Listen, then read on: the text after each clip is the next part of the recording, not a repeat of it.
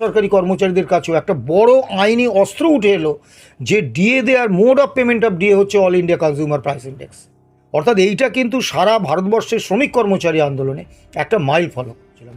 ছবার আমরা জিতেছি এবং সুপ্রিম কোর্টে ওনারাই মামলা নিয়ে গেছেন। তা মহামান্য সুপ্রিম কোর্টে আজকে যে রায় হয়েছে এটা ঐতিহাসিক বললে ভুল হবে, এটা সারা ভারতবর্ষে কর্মচারী আন্দোলনের ইতিহাসে একটা মাইল ফলক। যদি বলবেন কেন, অত্যন্ত সুনির্দিষ্টভাবে সুপ্রিম কোর্ট 31শে আগস্ট 2018 মহামান্য কলকাতা হাইকোর্ট যে রায় দিয়েছিলেন DA is a legally enforceable right of the employees, সেইটাকে আপহেল্ড করেছেন। সেই রায়টাকে একদম হুবহু বজায় রেখেছেন। 2 নম্বর, all India consumer price index যে mode of payment of DA সরকারের এটাই একমাত্র সূচক, এইটা পরিষ্কার করে দিয়েছেন। অর্থাৎ all India consumer price index mode of payment of ডিএতে একটা সুপ্রিম মান্যতা পেয়ে গেছে।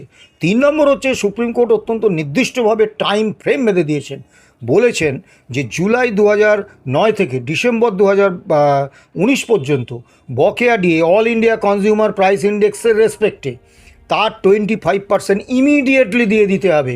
ইমিডিয়েটলি মানে আজকে হলে আজকে দিয়ে দিতে হবে। 2 নম্বর হচ্ছে যে বাকি যে 75% রইল, 6 মার্চ একটা কমিটি করে দিয়েছেন।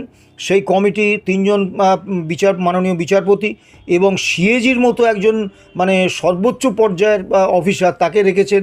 সিএজি থাকতে না পারলে একজন ওই স্তরের একজন হায়েস্ট অফিসার থাকবেন। এই 4 জনের কমিটি ঠিক করে দেবে যে বাকি কিস্তিগুলো কিভাবে দেবে এবং কিভাবে ডিএটা করবে। কিন্তু সেই 75%-এর যে প্রথম কিস্তিটা হবে সেইটা 31শে মার্চের মধ্যে দিতে হবে এবং 15ই এপ্রিল কমপ্লায়েন্স রিপোর্ট দিতে হবে রাজ্য সরকারকে যে তুমি কী করলে। এর আগে সুপ্রিম কোর্টে বহু রায় হয়েছে, কলকাতা হাইকোর্টে রায় দিয়ে দিয়েছে, বলেছে নির্দেশ পালন করবেন, কমপ্লাই।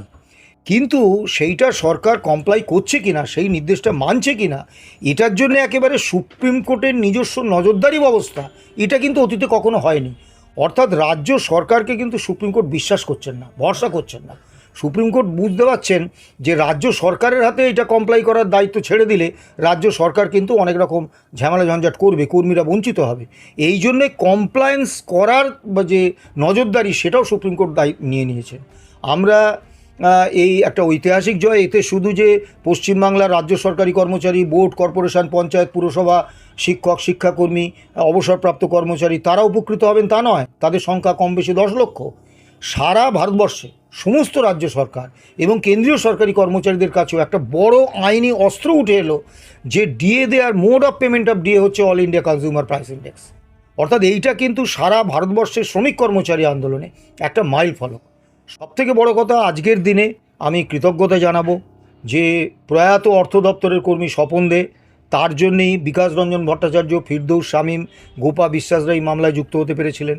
এর আগে আমাদের মামলা নিয়েছিলেন সর্দার আমজাদ আলী, মাসুম আলী সর্দার, বিকাশ রঞ্জন ভট্টাচার্য, ফিরদৌস শামীম, গোপা বিশ্বাস, সুপ্রিম কোর্টের আলী রহিম এবং শেখর কুমার।